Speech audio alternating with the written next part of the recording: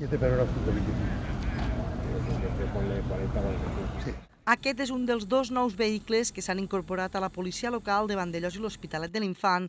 Es tracta d'una renovació de 2 cotxes patrulla del parc mòbil model subhíbrid Ford Kuga de 180 cavalls amb kit per al transport de persones detingudes que es connecten directament al programari policial comú de totes les policies de Catalunya, cosa que permet contrastar dades amb diverses bases d'informació i millorar l'eficàcia en el servei. La retolació adaptada a la normativa europea 100.779 segueix el patró d'alta visibilitat que ja s'ha aplicat a altres vehicles policials, afavorint una identificació ràpida i segura en situacions d'emergència. Els vehicles es van presentar aquest dilluns amb la presència de l'alcaldessa Assumpció Castellví, el regidor de Seguretat Ciutadana Javier Ochoa i membres del cos policial.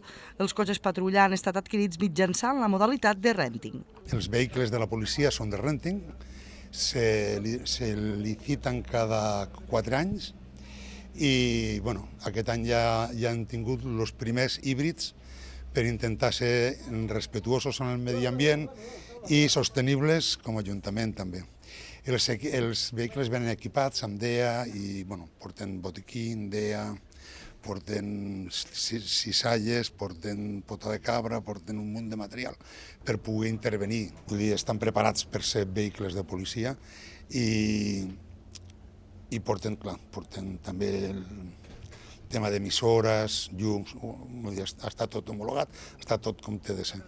Els cotxes disposen també d'una tauleta tàctil que permet als agents consultar dades de persones i vehicles, accedir a informació d'Eucaris sobre matrícules estrangeres i visualitzar en temps real les càmeres de les dependències municipals.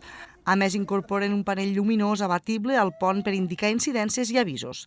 Actualment, el parc mòbil de la policia local de Vandellòs i l'Hospitalet de l'Infant compta amb un total de 5 vehicles.